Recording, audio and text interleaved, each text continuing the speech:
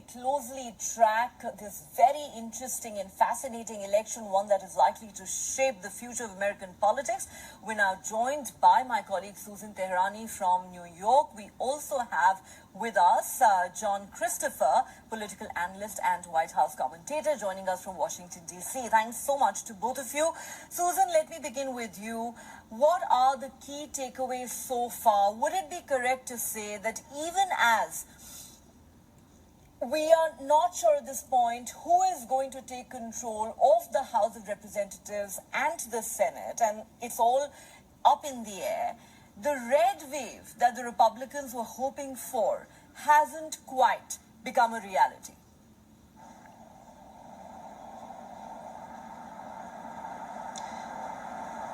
Yeah, that's pretty fair to say. Until late last night, really, I think that was kind of cemented that what we had anticipated, at least earlier in the night, that we might have seen some sort of red wave or red tsunami at least. That really wasn't the case. The Democrats did a lot better than many polls, at least even, anticipated. And polls really don't favor Republicans much. But polling, is another story.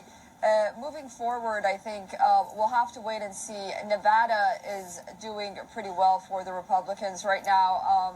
The Democrats managed to flip Pennsylvania for John Fetterman, which was a little bit of a surprise, but then, some might say not.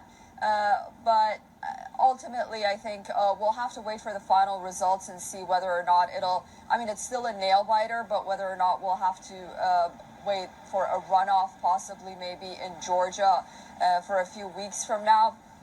But then the conversation is really going to move towards President Biden working with the Republicans and the Democrats and the opposition party, because, it wasn't really a landslide for any party, at least not until now. And I think that's one of the takeaways if we want to talk about it today. The numbers have been extremely close, and it just shows how polarized America is right now.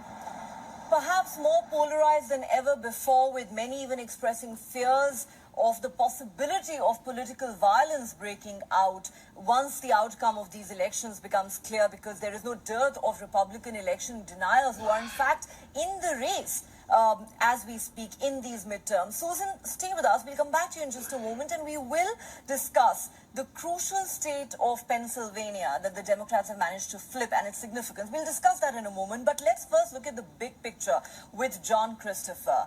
Welcome to WION. Would you agree that the red tsunami or red wave that the Republicans were hoping for has not come about? And while the Democrats, President Biden, kept saying democracy itself was on the ballot, this was a battle for the very soul of America. They kept talking about abortion rights.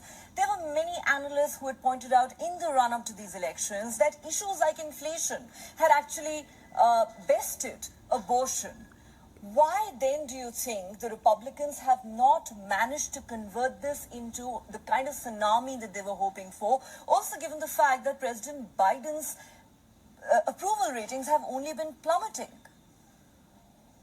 Lovely to be with you. Your knowledge of American politics as a White House correspondent for Real Political News and a former Clinton appointee is really quite remarkable. I'm very impressed again, and lovely to be on WION. I will say it's two words. It's two phrases. The emperor has no clothes, and that's Trump, and Trump has no coattails, and he chose his own hand-picked, very damaged candidates to support, to go into the state, to brag about them, to say we're gonna set the place on fire, we're gonna take it over again. I mean, the activities and the words that he used, that he passes on to his disciples, as I call them, his minions, really turned off the rock rib Republicans, the real classic Republicans, and certainly the independents. So Trump really put a monkey wrench into the whole thing, and I think that's what's happening, and he's damaged himself very severely for 2024. Okay, this is very interesting. Now, Donald Trump has made it all but clear that he is going to run for the White House again in 2024. And look at the kind of statements that he's already making about Ron DeSantis, ridiculing him, calling him sanctimonious. Now, does it look to you like Donald Trump perceives a real threat coming in from the Florida governor, who has won handsomely today? And is that likely to upend some of Trump's calculations? I don't think Donald Trump, I know he's not a drinking man. Perhaps this morning he has a hangover from something else, and that's a reality check. And he's down in Mar-a-Lago, and I think he's really trying to figure out exactly where he's going from here. And DeSantis is a formidable candidate. And I think that Donald Trump is going to have to look the beast in the eye and say, am I going to be able to do this? Because he doesn't like to lose. I've known Donald Trump. I grew up a mile away from him in New York City, and doesn't like to lose. He's a vendetta expert, and he's quite a thug, I will say. And he does not want to lose, and he'll do it again, but he will not have the support. And these people who lost realize that he is damaged goods, and he damaged them. All right, he is damaged goods, you believe, but losing control of the House could in fact be very damaging for the Biden presidency.